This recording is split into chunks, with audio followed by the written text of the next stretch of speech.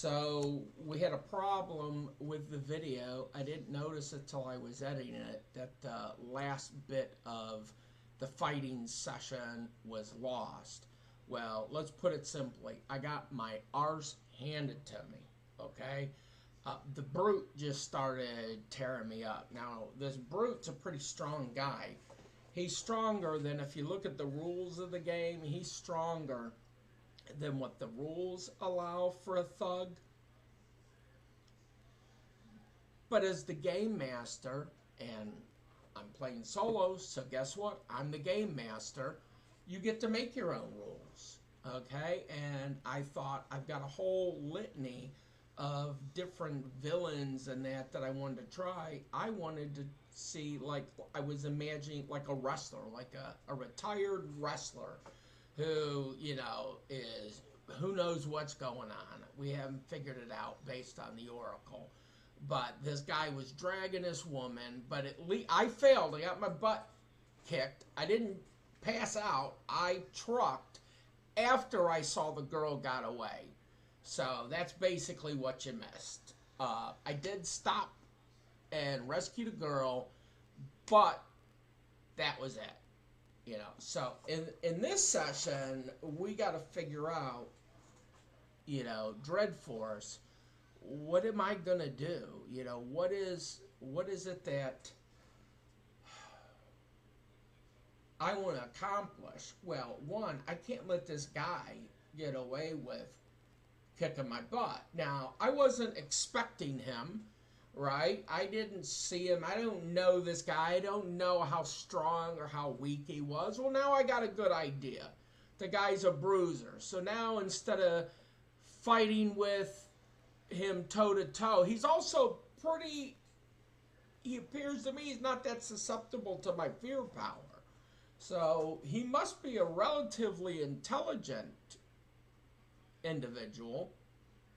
So I gotta get more info. I gotta find this guy. I gotta see what's what and figure out a way that I'm going to give this guy his daily due. Okay? So that's where we're starting today. We're jumping in, and what is Dreadforce going to do? Well, Dreadforce is going to see if he can find any information about this thug I saw the other day. I'm calling him the Brute. So let's do a D20 roll. We got a 19. Let's come here. Let's go to the intelligence table. And let's see what a 19 is. So criminal informants. Okay, so I do. I come across. Let's go to the downtown thing. Let's get rid of. So let's grab a couple. Let's say. Okay, go to my criminal informant. Is he alone? So let's look at the Oracle. We're at phase 4 because it's a new session, or Bedlam 4, and we got, what did we get again, people? You're supposed to be reminding me. 84. So an 84 would be a yes. So he is with a few people. Is it greater than 4 people? 13. That's a no. So what we're going to do is we're going to then roll 1d4, and so there's 3 people with my informant. So 4 people total. We're not going to probably get in a fight. You know, what I'm gonna do is I see these hoods down there. I see these, you know, gang members that are familiar, I'm assuming, with the neighborhood, and I'm gonna use my fear aura to see if I can scare them to where they're going to want to share this information with me. So we're Bedlam 5, 62. That's a yes. So I'm able to scare them. And I tell them, I say, look, I saw this dude dragging this girl down the street yesterday. And big guy, I tell him he's, 6'6". He's probably 350 pounds of solid muscle, dragging her by her hair. Was she a pretty woman? Yeah, she's a beautiful woman, right? She's a beautiful woman. And they're like, oh yeah, we know of him. And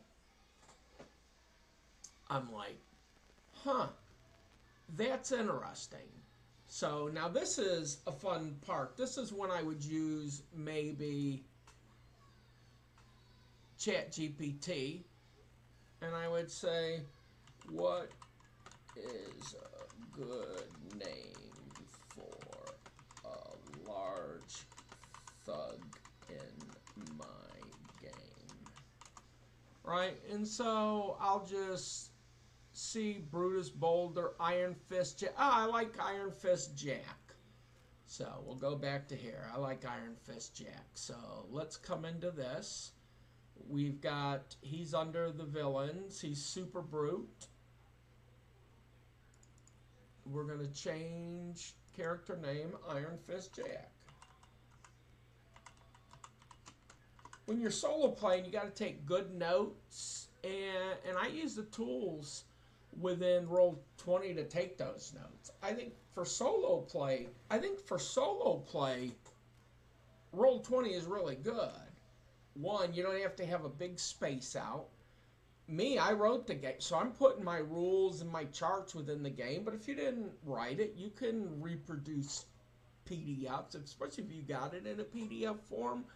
Go to File, export your PDF, say you're in however you've opened up your PDF, go to File, Export PDFs, and say I want these 2 pages, and it'll create a PDF of those 2 pages. So that was kind of what when I play OSE, Old School Essentials solo. That's what I do. The important charts, the monsters, everything's within my Roll20 account. So if I'm in the hospital, I got dice here, I got maps here, I can play my games. Okay? So let's get back to their fun. So where were we? Oh, they knew him. They knew his name. I asked him, do you know where he hangs out? Do you know where he hangs out at? 40. And so we look at 40, and let's move it to where we know what the Bedlam 4 is. That's how I normally do it. So we got a 40, and that's a yes. So they tell me where he is, and that's why we're here now. We find out that he's hanging in this building. Okay? Come back to GPT in downtown Cleveland. Where would a hangout be for we'll just say thug. So instead of spending a lot of time in the game, a lot of this I use GPT as an auto generator. So, and I also have in my links, you'll see all kinds of city builder sites, things like that. Okay, so we got a parking garage. So he's not going to bring girls there. He's not going to bring girls to there. He might take her to a shady dive bar. Right? He might be taking her to a shady dive bar. Maybe, they're running maybe he's some kind of pimp or that. So we'll say this looks more like this looks more like a bar to me. So, and that's one of the things you can do. You could go through each and every one of these buildings. I think it's silly and say, Is this the bar where the gang hangs out? You roll a die, and you come here, 16, and it would say no. Okay, well, I guess we can't pick that one since we chose it. So we're going to say this is the shady bar. I think a shady bar would be a little more off, though. A little more off, further away. I haven't finished building this, so let's say this is the shady bar. Okay?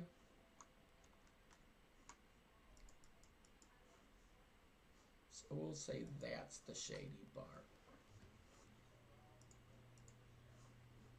Right there.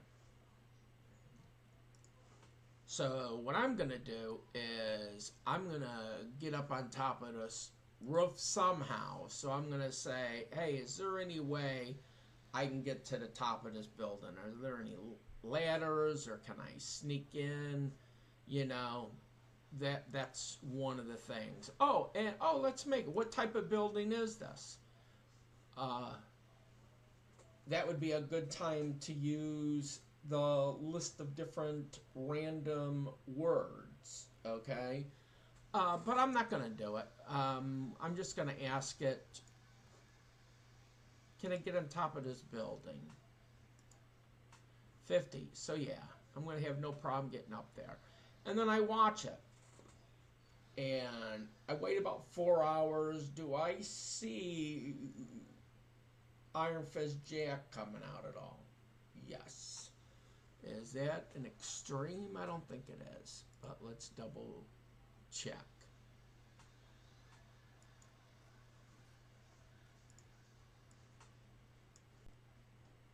No. So we'll move that there for right now. So I do see him. Does he have more than one person with him? 20. I believe that's a no. That's a no. Okay, so he comes out on his own, and I watch what he does. So does he leave at any point? 57. Yes. Is he going back into the bar? 18. I believe that's a no. That's a no. Okay, so he's going somewhere else. I'm gonna try to follow him. Let me see. I follow him for about 2 blocks. Am I able to follow him without getting seen?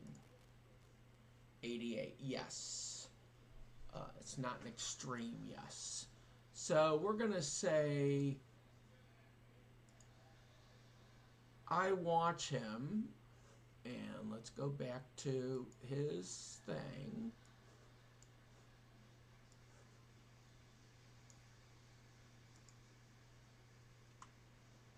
I watch him.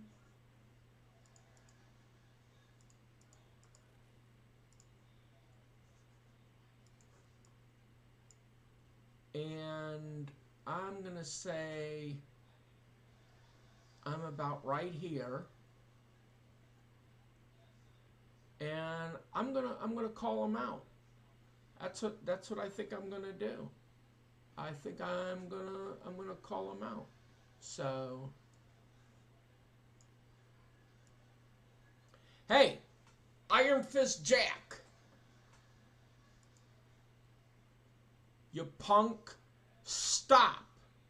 I need to talk with you. So, does he stop?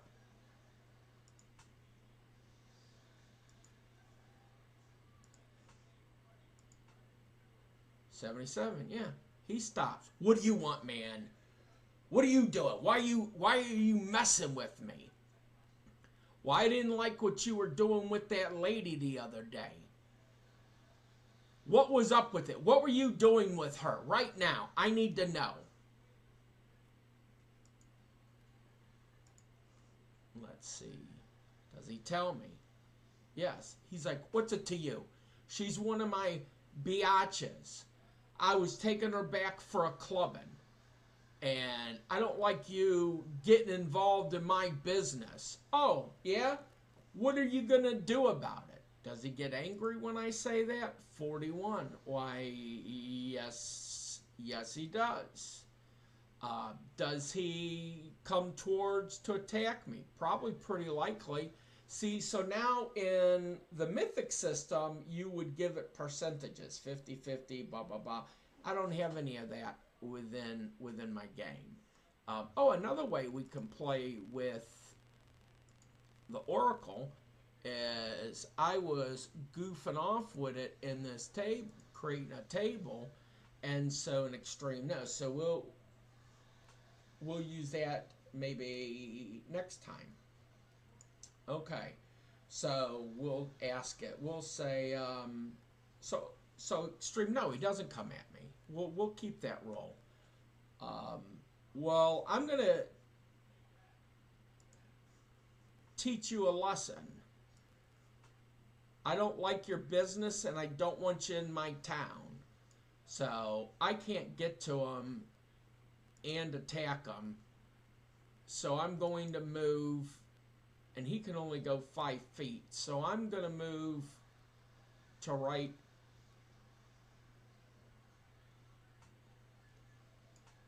there. He's going to do his full movement and go right there. And now I'm going to, if I remember right, we're really, really good with my fear. Let's see what my fear level is. Super heroic.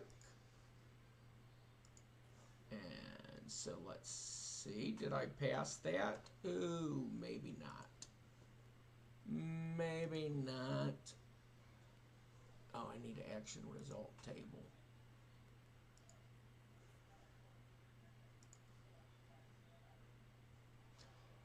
Got it. Got it. By the skin of my teeth. You couldn't get any more. So, okay, so he's going to turn. And he's going to start running away. Now, if I'm able to scare him twice, then that's good for me. But instead, I'm going to run here, and I'm going to attack him. I get an 8. He doesn't have a defense, so I'm going to roll 3d6, and he gets 14 points of damage. So that would be 54 is what he is. Now it's his turn, and he's going to run 5 more away. And then I'm going to, at this point, it's a new turn, new round. I am going to chase him because I'm going less than my full movement. I'm able to attack. If we were playing, I'd actually be in, but I don't think you... Oh, yeah, you can put both in, but then it'll be hard to keep track of them, and I don't want to mess with the turn order. So I'm going to hit him again. I got him. He doesn't have a defense. 3d6, 11. He does 11 more. So that would make him 44. Now, at this turn, he's going to flip, and he's going to attempt to hit me back. He misses. He swings. He's still shaken up by my hitting him with my spell. So I'm going to hit him with my power again. 47. Okay, I forgot to have him run to save. So he saved this time. So last time I forgot to do it. I'm pretty sure. Let's see what Super Brute's mental is. His mental is average. So he should be able to save if we look at the action result table. Average. needs to be below a 50. He's below a 50. So, no problem.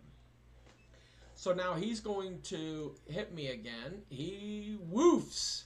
He swoofs again. So I'm going to smack back. I do good. He can't dodge me because he doesn't have that ability. 3d6. He takes another 10. Right? He's taken quite a beating. Does he capitulate? Let's see. Let's go to 4. Does he capitulate? 11. Pretty sure that's a no. That's a no. He does now. If he could have gotten and would have gotten an extreme no, he would never capitulate. He'd fight to the death at that point, is how I would handle it. So he's not going to capitulate. So it's a new round. I got a 70. I'm hitting him. And he can't dodge, so that's 3d6. I do another 9. So that would be 33. And Iron Fist Jack swings back at me. I'm pretty sure he got me. Let's go to his strength. I'm pretty sure he's like very, very, very strong, I think. Yeah, he's incredibly strong. If he does hit me, he's going to hurt me. 4d6. Okay, so he hits me. I'm going to try to dodge. And what's my agility? Pretty sure it's high. My agility is super heroic.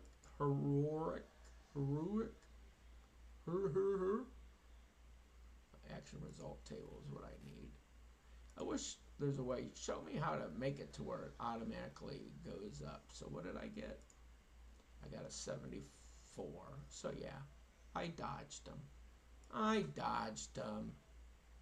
dodged you. Don't you freaking mess with me. So he's going to hit back at me. He hits me. Oh no, I dodged. He just hit me back. So I'm going to blast him again with my fear. I'm going to be 61. I get it. He saves. That's 2 times. He's now immune. He's immune to my fear again. But at least I got an upper hand on him. So he's going to hit me because I can keep dodging him. I dodged him. He just tried to hit me. So then I'll just 94. I woof it. Woof. Woof. There might be something fun to put in here that if you like woof something too bad, or if you're really successful, like maybe if you roll 100, or if you roll a 1, like if you roll 100, maybe something horrible will happen, and if you roll a 1, maybe something phenomenal happens. So let me know what you think about adding that rule to the rule set. Okay. So he's immune to me. So he's going to smack me. I'm going to dodge. I dodge. And then I'm going to go toe-to-toe with the guy. He can't dodge. Oh, other thing is, we got to remember, he's weakened just being in my aura. So I keep forgetting about that. You guys are supposed to be reminding me. 11. So he's down to 22. 22. Does he continue to fight? 56. That's a yes. That's a yes. He's going to continue to fight. So he's going to hit me. He's got a 44. So he doesn't have demigod anymore. Right? He's now at super heroic. So he's fighting me at the same. So he hits it. I dodge it. No problem. I swing at him. Make it. 3d6, another 16. That's going to bring him down to, what's that? Would be 10, would be 12. And then 6 would be 7, I think. So he's down to 7 points. Okay, he's got a, this guy's almost beat. So we're going to see if he's going to stick around. And we're saying, what's the Oracle say to that? Got an 88. And the Oracle says 88, 4. So he's going to stick around. He's going to get another swinging at me. And he got 100. Big old woof. And I'm pretty agile, if I remember right. I'm pretty agile. So I want to play with the guy a little bit. So my agility is super heroic. So I'm going to say I'm going to try to do a jump over the guy and kick him from behind. So am I able to do that? According to this, yes, I'm able to do this. So I do the attack at 66. He can't dodge. 3d6. We do 12. He's now knocked unconscious. Woohoo! Now I grab this guy as he's waking up a little bit. I just shake him in the head and I say, look, if you don't get out of my town, I'm not putting up with no pimps in my neighborhood. If I see you around again, I will make sure you never forget it.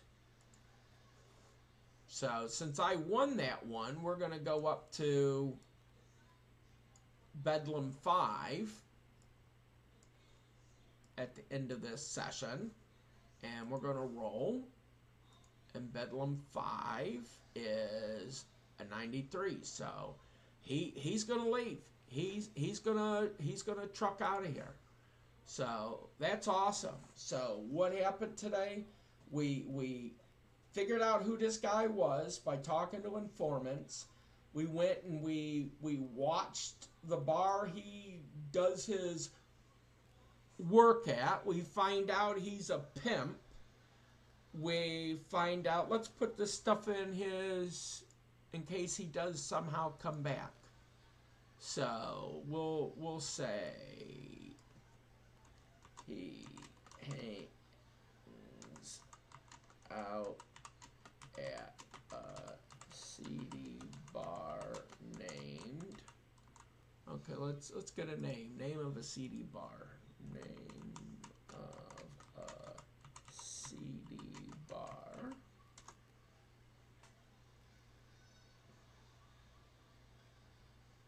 Grimes in Broken Bottle. I like the Broken Bottle. I like that one. The Broken. My hands don't work that good, so I'm a little slow with them. Hangs out at the Broken Bottle. I told him never to come back to Cleveland. We found out he's a pimp. So that's some pretty good stuff this session. Then we trounced the guy. We had to get back. We had to come back to prove we are the dominant superhero in Cleveland, Ohio.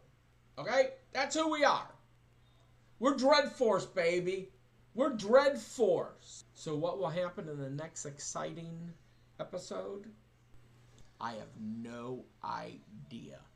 I do know one thing, and that is I hope that you're back to see it.